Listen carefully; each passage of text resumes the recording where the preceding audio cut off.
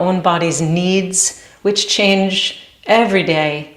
Honor your own body's wisdom. If there's something that I'm doing that is contraindicated for you at this time, please don't do it. Switch to anything else you like. That's the beauty of Zoom. You have your own space, so you can always do more of something. If you want to stay longer in a pose, do less, come out sooner, stop, do something else entirely. Please take that freedom. That's the best way to just let your own teaching come from within.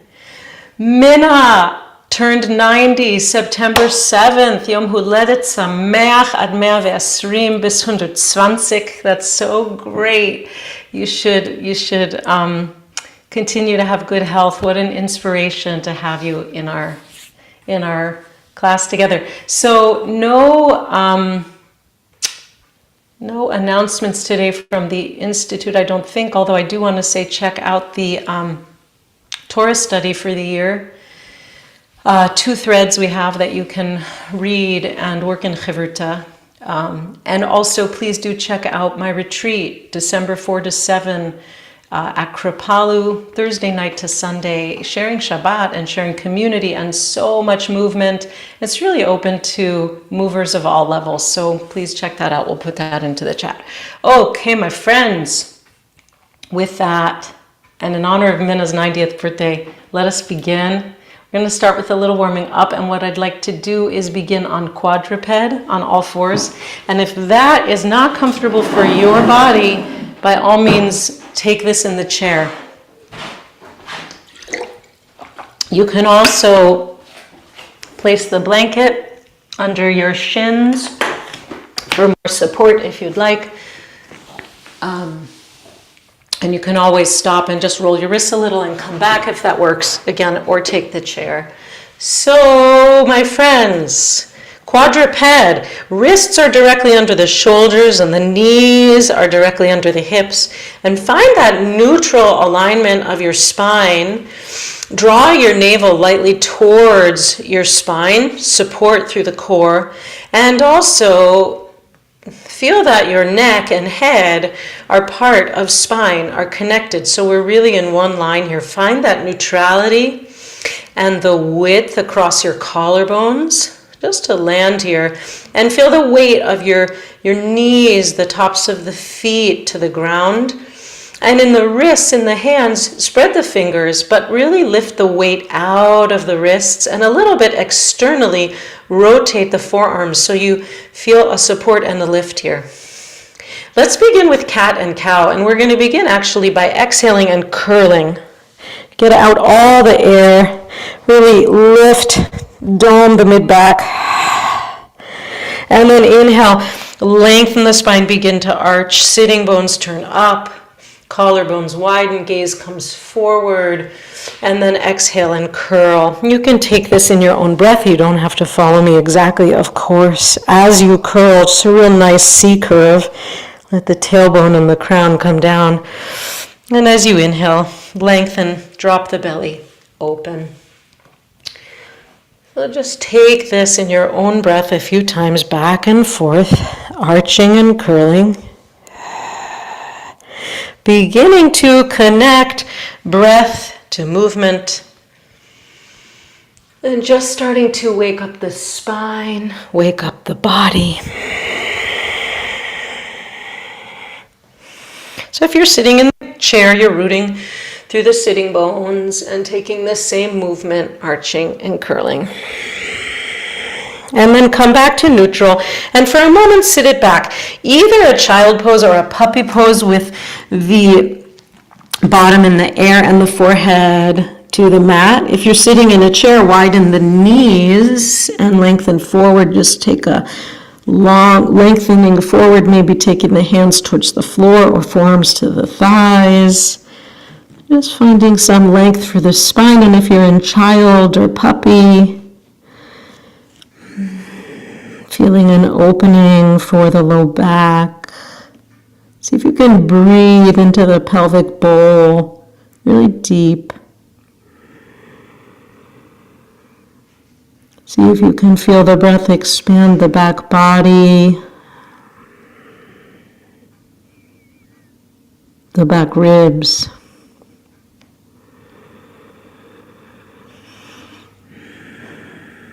And then come on back up to all fours. You're gonna take bird dog, extending the right leg back behind, toes pointed down. And if you're in the chair, you're gonna stand behind the chair and then fold forward, put your hands on the seat of the chair. You can take the same movement and then come on back. We'll just do the legs first and then left leg.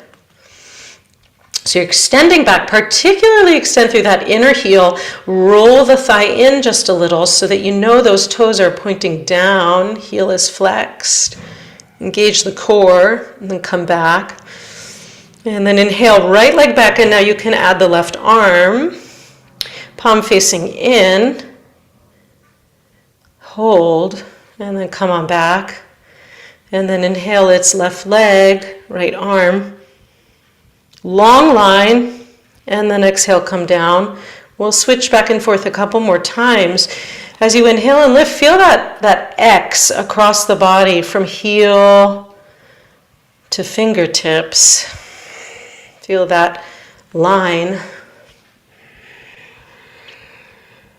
So extending, opening through the whole body, drawing the navel toward the spine, really firing up the core to support you.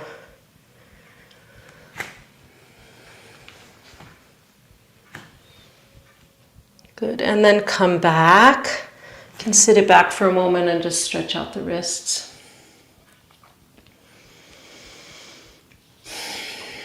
And then come on back to all fours. And a little bit of strengthening, taking the right, with the right knee bent, taking the leg out to the side. I call these dog at the fire hydrant. Coming up with the knee to hip height, hold for a moment and then come back. Just take a few repetitions of this one. We are firing up the gluteal muscles. We really need these for our standing poses. Outer hip stability.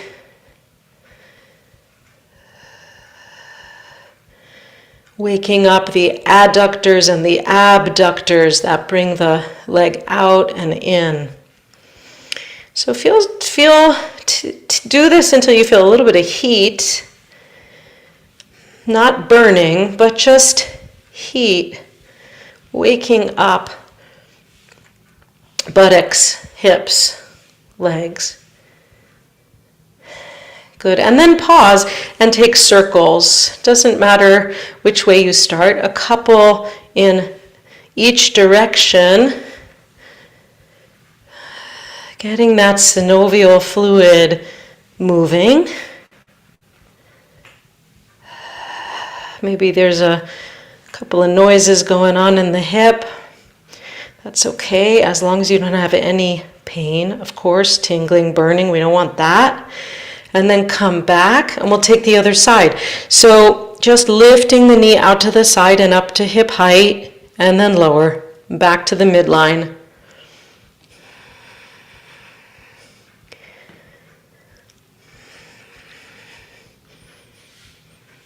You can coordinate the breath with it if that feels good, or just breathe as you're breathing.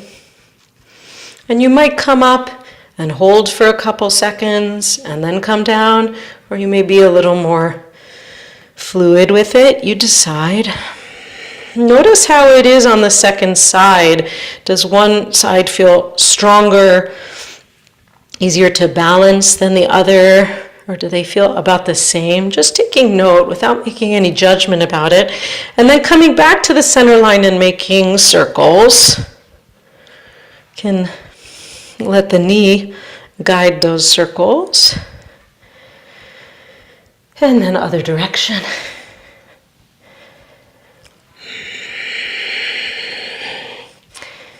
And come on back. And then maybe one more child pose, maybe this time knees wide. Or puppy with buttocks in the air.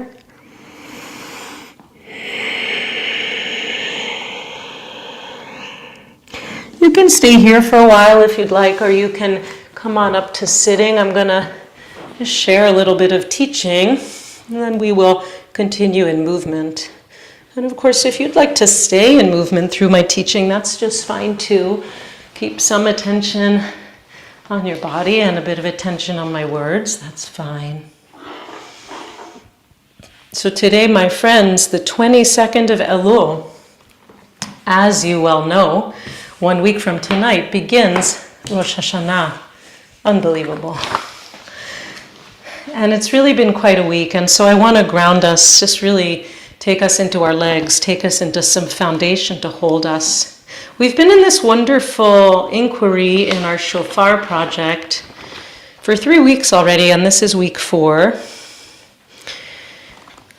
And our teaching this week comes from Rabbi Mark Margolius, our beautiful friend and teacher, and I want to share some of his words. Rachel will post this also in the chat at the end of class if you've not had access to this, so that you can read the whole thing and spend a little time with it this week, because there's a lot more. It's really packed and there's a lot more in it than what I'm only going to get to today. Mark talks about names for Rosh Hashanah, Yom Hadin, the Day of Judgment, and Yom HaZikaron, the Day of Remembrance. I want to focus in a little bit on Yom Hadin. So he says the following. This part is from Rabbi Alan Liu. We've been working with his book, of course. This is real, and you are completely unprepared. Beautiful, beautiful book, working with the Yamim Noraim and this whole holiday period all the way through Simchat Torah. Rabbi Liu says, page 125. So this week we're focusing on chapter 6, I think it is, on Rosh Hashanah. On Rosh Hashanah, the gates between heaven and earth are opened, and things that were beyond us suddenly become possible. This is Mark. We're able to forgive ourselves because as we pause and pay closer attention, we realize that, quote, Alan Liu, everything in our lives is suffused with holiness, even those, quote, faults we thought we had to forgive ourselves for, unquote. That's page 127. Back to Mark. Rosh Hashanah is also known as Yom Hadin, the Day of Judgment. And it can be easy to have a sense of being judged harshly in the divine light. But the non-dualistic Jewish mystical approach Liu suggests sees holiness in everything, even the aspects of ourselves we struggle to admit or to accept. On the days leading into and during Rosh Hashanah, our spiritual practice is to notice the holiness hidden even in the less appealing aspects of ourselves. I'll read that again. On the days leading into and during Rosh Hashanah, our spiritual practice is to notice the holiness hidden even in the less appealing aspects of ourselves. Liu cites Rabbi Nachman of Bratslow's beautiful teaching that when we are stricken with shame or negativity, we must seek out holy dots within ourselves. He refers to those dots as nekudot tovot, or good points. We must seek out holy dots within ourselves and string these dots together into a melody that affirms our essential goodness. Even in our errors, we are to seek the holy impulse which has gone astray within us and honor it. Rather than squashing ourselves for our failures, we are to transform them into opportunities to expand holiness in the world. Some of you may already know that teaching well. It's known as the Azamra teaching. And the idea is if we can find one nekudat tova, one, just even amongst all the morass, one good point, we can start from there and we can begin to amplify and open out. And it's helpful when we're working with judgment to also find that nekudat tova. Going on with Mark, when we remember that we emerge from and are inextricably part of the divine economy, that we're never apart from God, experiencing a sense of being judged can elicit in us not shame or self-denigration, but instead a greater willingness to honestly admit to our shortcomings while embracing our innate goodness. And when we're on the mat, when we're in this microcosm, what are we doing? We're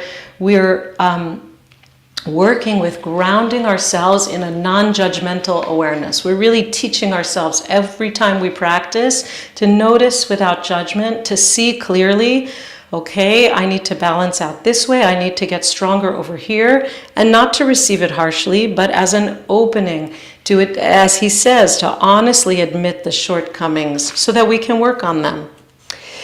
Many of us have inherited or maintain a sense of the divine as perfectionistic, demanding, harshly judgmental. In contrast, Lu emphasizes that the essential nature of the dynamic nothingness from which we emerge and to which we return is actually accepting, forgiving, and compassionate, as we spoke of a bit last week. Adonai, Adonai, El Rachum V'Chanun. We can draw from those 13 attributes, right, from the beginning. Rachamim, Chen, right, mercy, compassion, grace. God's desire to forgive us is, quote, an irresistible force. We are created to ourselves. Rather than berating ourselves and striving to be someone other than who we are, the path to change and transformation depends on our ability to receive divine acceptance and forgiveness for who we are as we are. One last quotation from Rabbi Lu, it's on page 136 of Rabbi Lu's original edition. It is your life's work to turn evil into good. It is your life's work to find the white dots buried within the blackness and the melody these dots make. This is the melody you were born to dance to. This is the background music for the real life you are living. Listen to it. I love that. This is the melody you were born to dance to. So let's find our inner melody, our inner rhythm, and our inner dance as we take our bodies into some movement.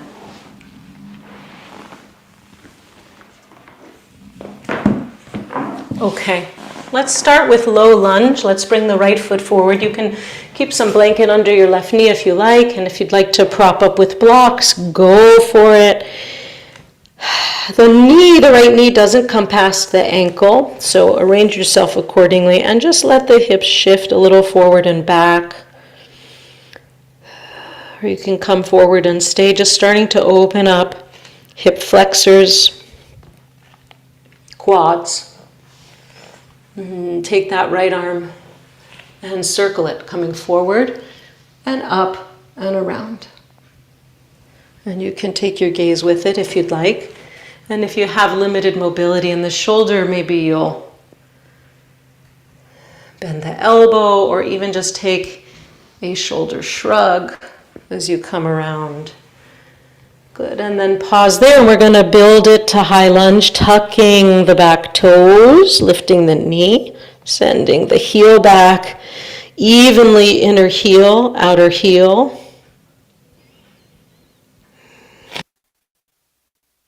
Turn in the other direction so that I'm actually facing you during this sequence. Don't mind me.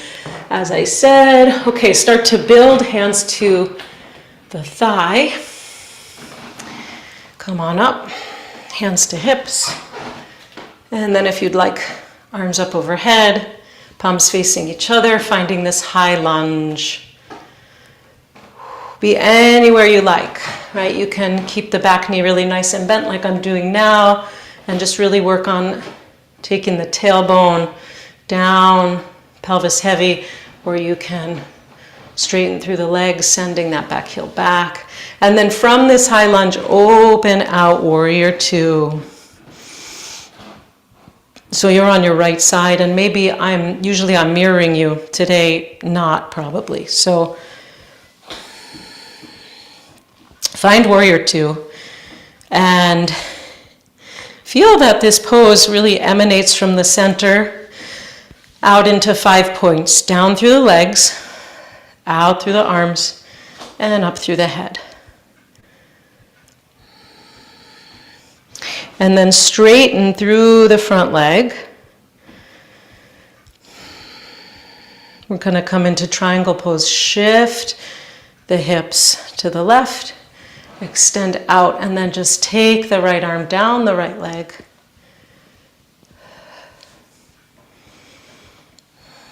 And find triangle pose. Maybe hand on the hip, maybe the arm comes up. You decide, and the gaze can be forward or the gaze can turn up toward the ceiling. So find your triangle pose, both legs are straight.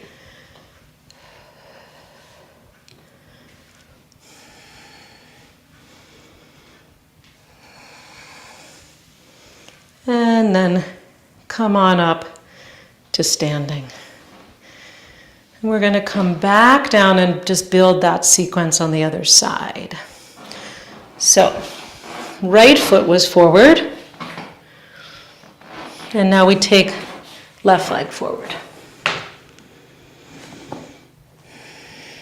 So coming back to that low lunge. Shifting hips forward and back.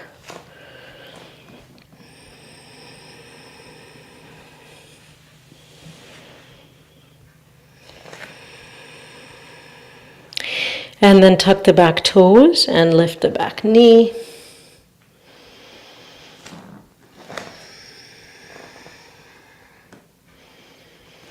Feel especially from the inner groin to the inner ankle, to the inner heel. Feel that line and perhaps even a sense of rolling in slightly through the right thigh. And then start to build, hands to the left thigh. You can press away. Take the hands to the hips or take the arms up. Adjust your stance in any way you need. And of course, you could take balance with hands at the wall or hands on a chair. Finding your high lunge. Hands can be on the hips or goalpost arms or arms up. You decide. And then from here, open it out to warrior two. Find your stance, most comfortable stance as you rearrange if you need. Extending through the fingertips. Really lower the shoulder blades. Think of the bottom tips of the shoulder blades moving down the back. Gazes over the left fingertips. And again, the pose radiates out through the center of the body, down through the legs, and out through the arms, and up through the head. And just notice if any sense of self-judgment begins to arise, whether it's now or at any point in practice. Just notice your mind's reaction to it and see if you can bring a loving, compassionate, softened presence to that. Straighten through the left leg. We're going to move into triangle. Inhale here. Exhale, shift the hips to the right. So you extend the torso left. Take the left arm down the leg.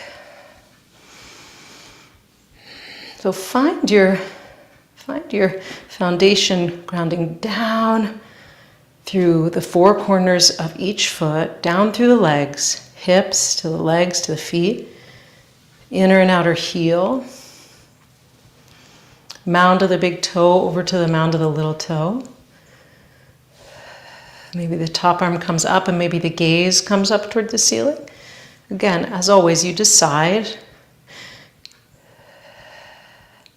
Torso is long, extending through the left side of the rib cage. Good, and then press into the feet to come on up. Good. Now we're going to turn the left toes forward.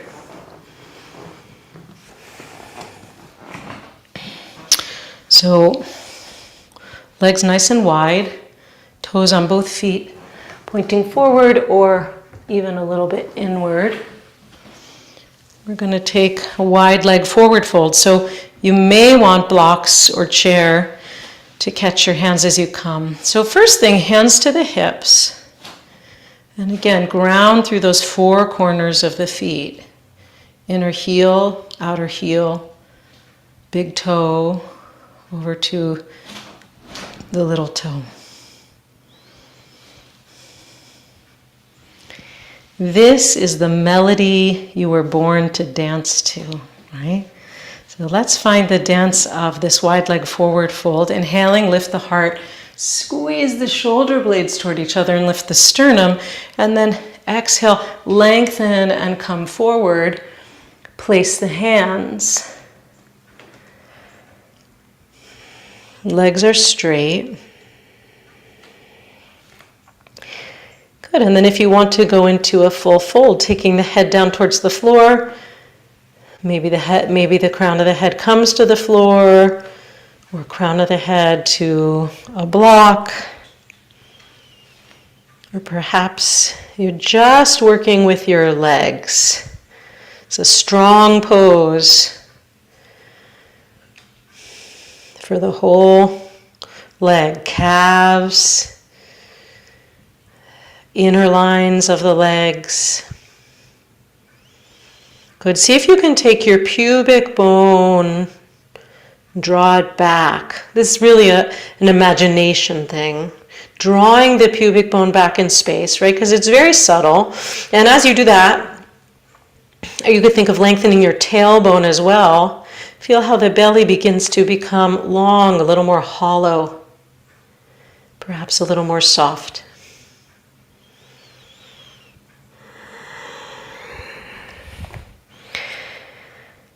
Good, and see that the sitting bones and the heels are in the same line, that you're not falling back. And when you're ready, unravel, hands to hips, press into the feet. Inhale to lift up. Gaze up, and exhale. Come on back to neutral. Walk or hop the feet together. And for a moment, just find mountain pose. Place a hand to the belly, right below the navel, and a hand to the heart, across the width of the chest. Soften the gaze or even close the eyes and just feel within.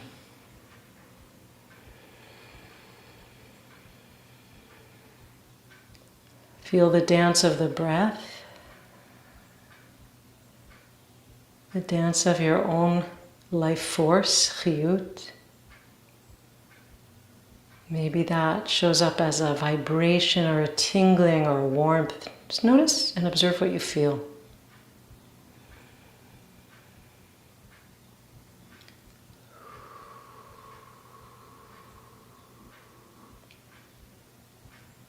And see if you can even turn up the corners of your mouth to give a smile to yourself internally.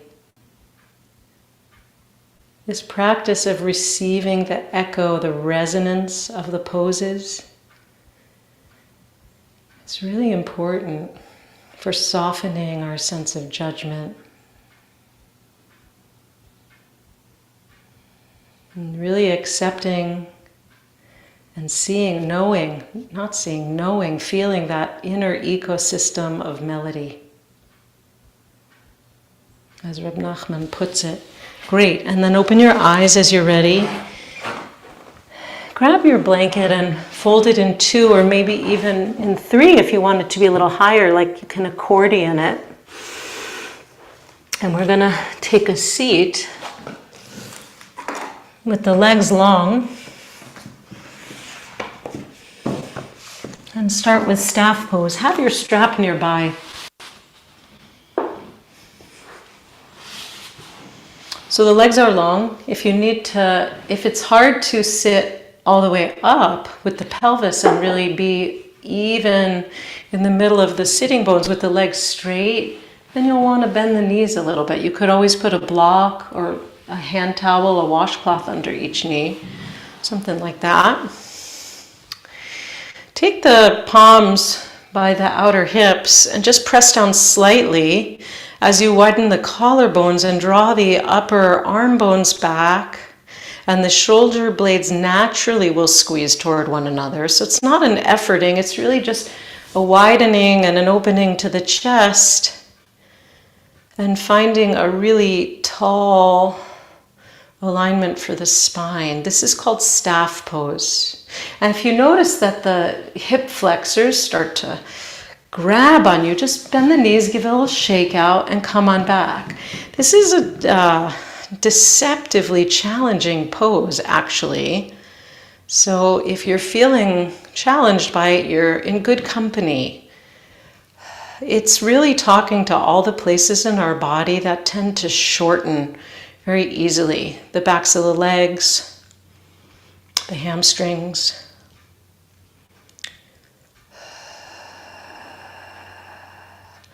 And the upper chest, which so often tends to slump.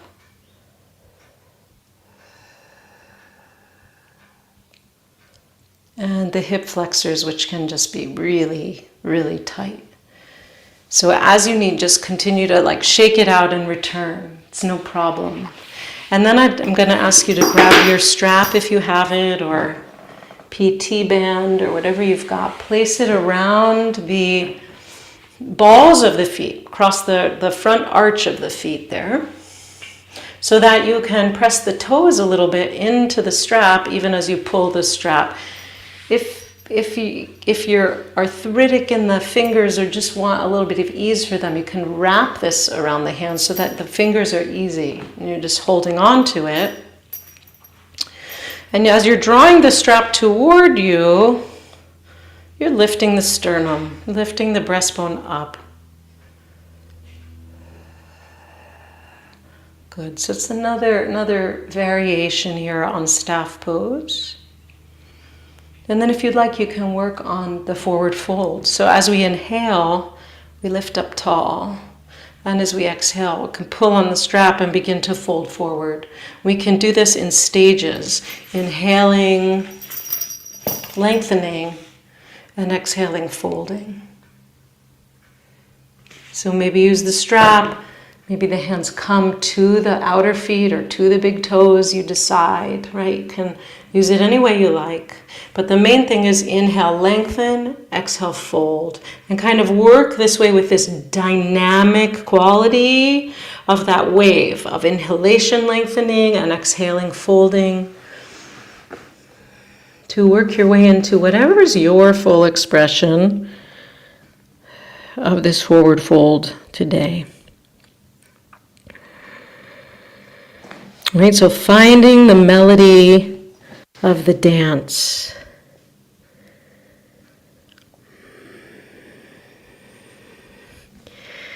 And I think in really almost any yoga pose, many things are happening simultaneously. And so that idea of nikuda tova, of finding one good point, there's always some place in the body that's working on a given day, even when it might feel many other parts are not working quite as well. And then we can build from there.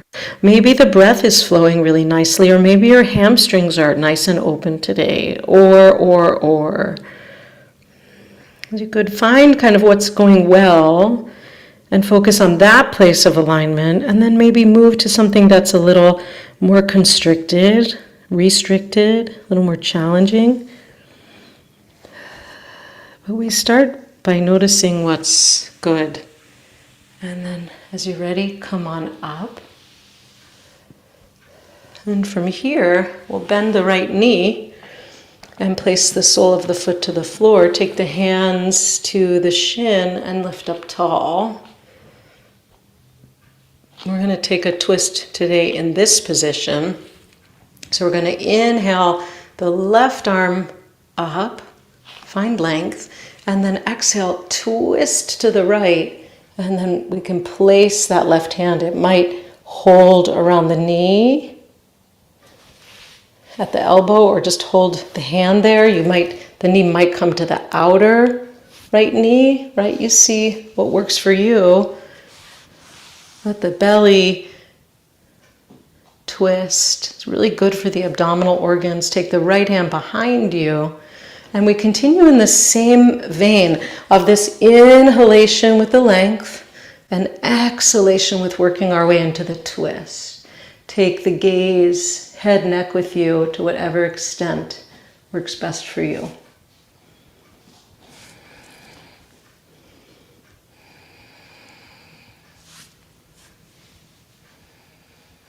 And then as you're ready, release, come back to center, and then take a counter twist, opening it up to the left.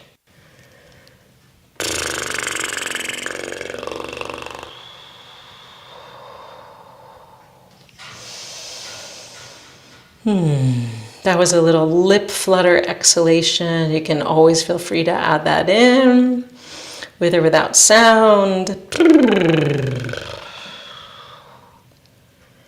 Any kind of sigh or moan really also helps release any sense of tension and any sense of judgment we might be carrying with us. Come back to center. We'll take the other side. Bending the left knee, placing the sole of the foot to the floor, hands to the shin, grounding those sitting bones. Inhale up, the right arm up. Inhale, lift both sides of the waist. Exhale, really let the core strength take you in that twist to the left. And then right arm finds the left knee in any hand position that works for you. Left hand comes behind. And again, each inhale lengthening the spine, and each exhale working ourselves into the twist.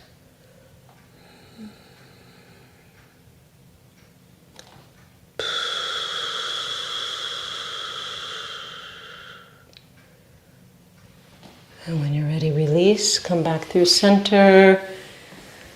Ooh, counter twist opening to the right. This part always feels so nice, I think.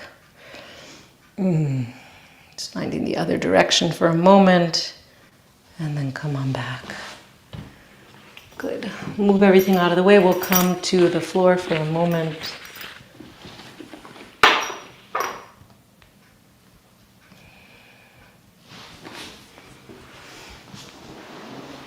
You can use the blanket underneath your head if that's comfortable support for your neck.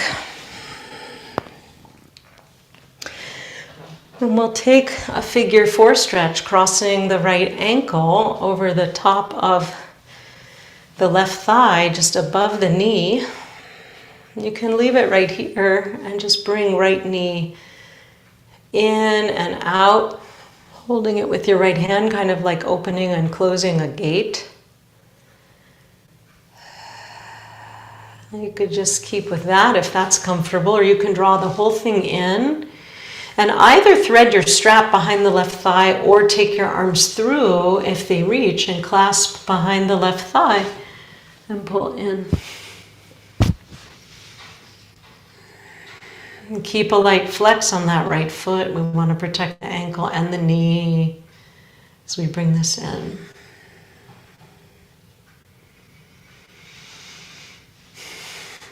And if you're not feeling it enough and you want some more juice, take your right forearm and press the right thigh away from you as you pull the left thigh in.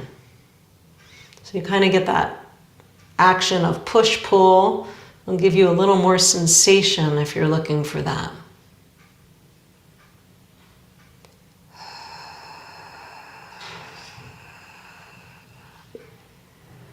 And again, notice if any sense of self-judgment, any sense of nastiness towards yourself arises. Just see it. And see if you can soften your breath around that. And then release, and we'll take the other side. Left ankle just above the right knee. Bring the whole thing in. Flex through that left foot.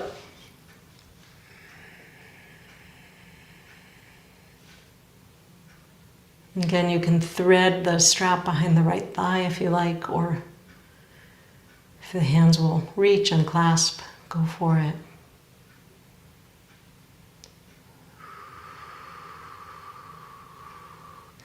And then release. And then take the left hand to the left knee. And once again, just bring the knee forward and back as if you're opening and closing a gate.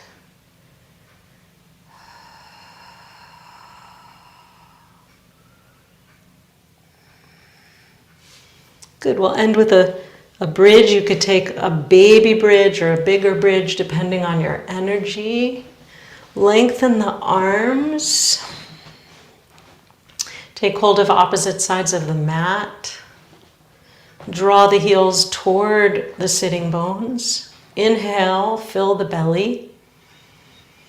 Exhale, belly towards the spine. Tailbone lengthens toward the heels. Press into the feet to lift the hips.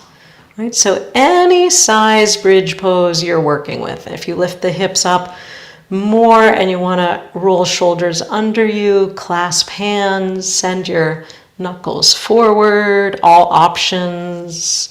If you're feeling really zesty today and wheel is in your practice, go for it. Main thing, send those hip points up toward the ceiling, open the tops of the thighs. Few breaths.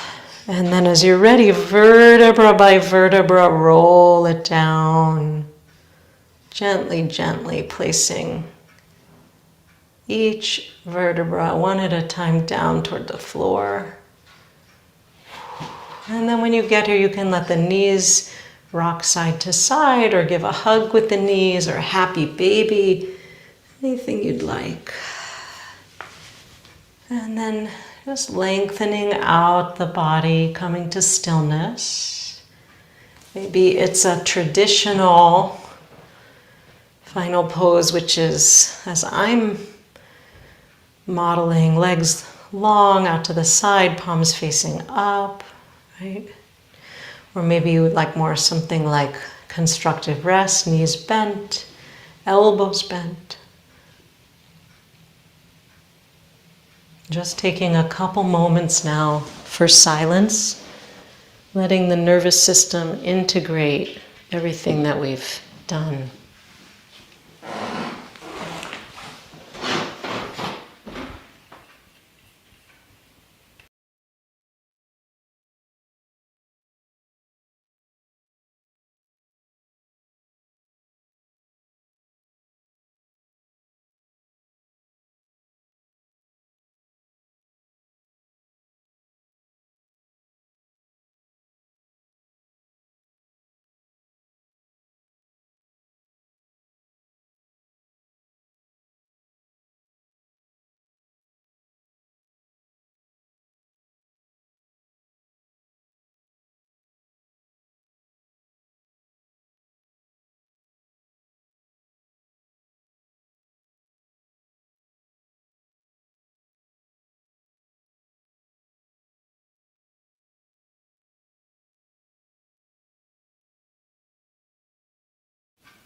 If you have time, feel free to stay here longer. You can turn off the video, take a longer rest period, and come back to your day when you're ready. If you're moving back into your day now, just begin to deepen the breath, wiggling fingers and toes.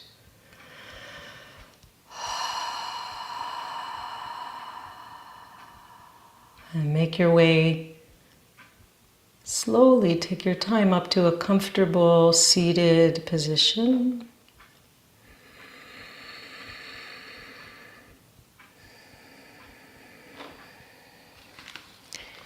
It is your life's work to turn evil into good.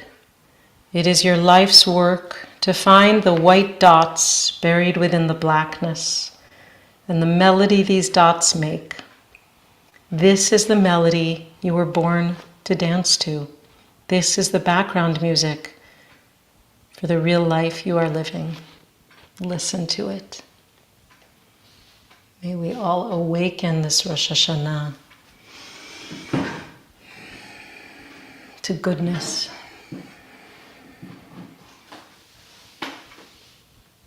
Before we close our practice, so of course we don't hold on to the benefits of our practice just for ourselves, but we send them out for the benefit of all sentient beings. Beginning with any prayers for refuah that you might need for yourself, for healing, Refuat nefesh, or refuat guf, a healing of soul or body or both. For yourself, for those around you, if there are any names you wish to speak out loud into your space, anyone in your communities, and sending out to the wider world, to all who are suffering. And as has been our practice since October 7, and as our liturgy instructs us on Monday and Thursday, on Torah reading days, we pray for the sake of the hostages that they may be returned swiftly, safely. Achenu kol beit Israel. The words are here in Hebrew in transliteration. Please feel free to join me or just listen. Let them wash over you. Achenu kol beit Israel, Achyoteinu kol beit Israel, Hanetunim b'tzara ubashivya, Haomdim ben bayam uven bayabasha. Hamakom yerachem aleim, v'yotziem mitzara li'abacha, umhafel aleora, umyishibud li'geula, hashta bagala, uvizman kariv. Hashta bagala uvizman kariv, v'nomar amen. May the hostages be returned to us. May all who are suffering in Gaza have relief, have food, have sustenance, have water. May suffering end for all beings. I invite you to take a closing deep breath or two.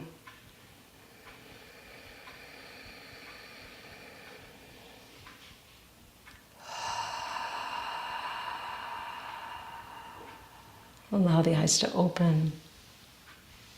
Shavua Tov, all, thank you so much for practicing. Sorry to take a few extra minutes in our practice time if you're on the run. A huge thanks to Rachel for our tech support. Rachel is so wonderful.